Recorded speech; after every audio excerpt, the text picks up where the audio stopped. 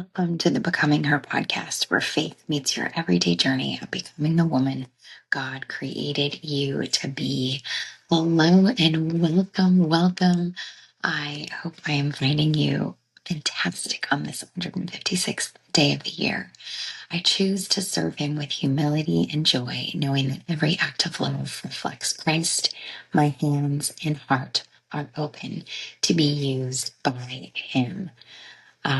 I love that affirmation, and I feel like starting it in like full surrender. Use me, Lord.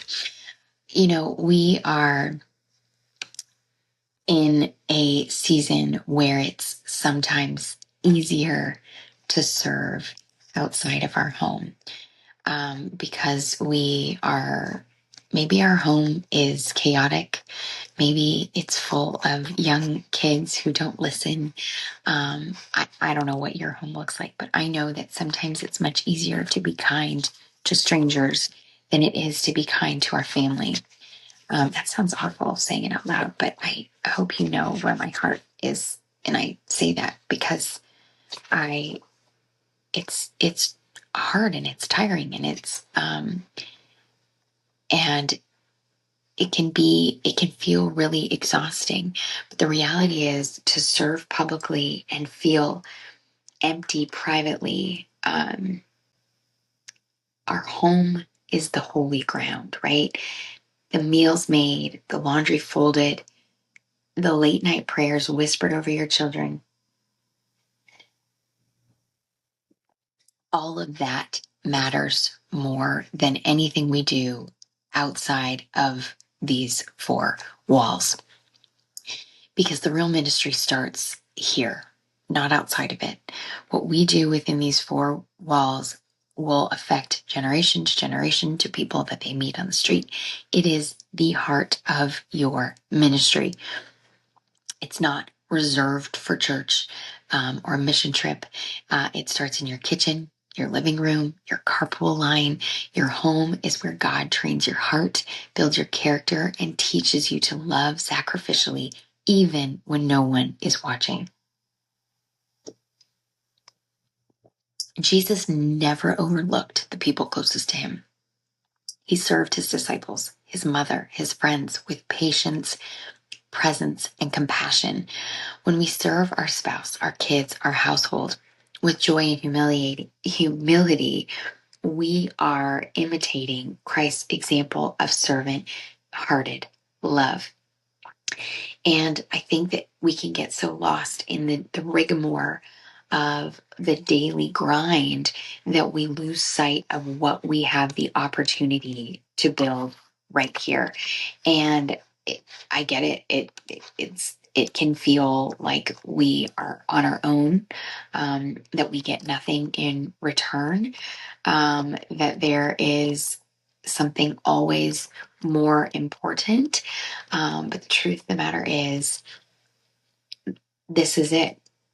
And I think the more we can become patient within our four walls, the more that we can show our kids what that looks like, because they themselves are always going to look to you. How do you handle things? And one of the greatest things you'll ever notice, and if you have kids, lots of them, you'll know, they replicate exactly how you discipline. They do the exact same things as we do. They speak to each other the way that you speak to them. And so if you're frustrated with how they are acting, it's time to look a little deeper into your life and figure out what is causing you to be so frustrated, so quick to respond, so angry. I went through some seasons where I've worked from home for a long time now. And I think that it's exhausting to constantly pour from an empty vessel.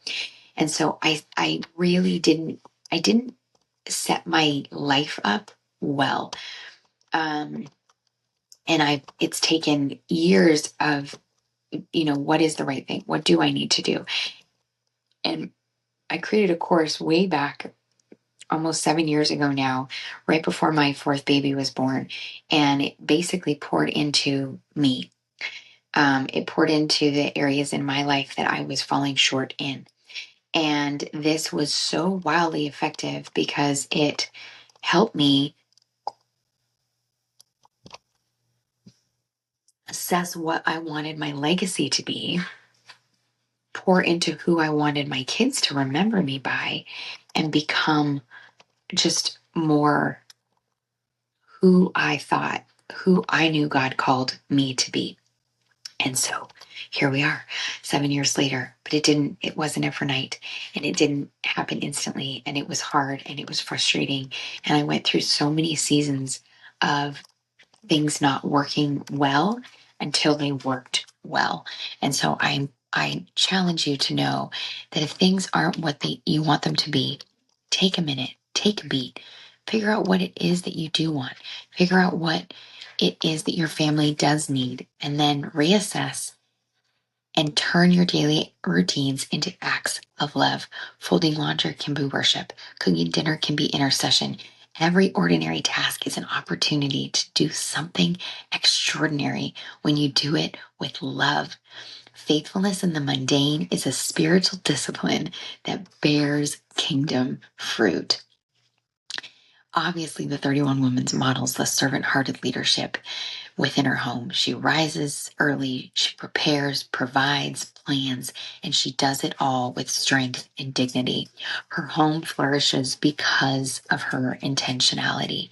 She doesn't chase applause, she builds legacy, and you can too. One small, faithful act at a time. Let's pray.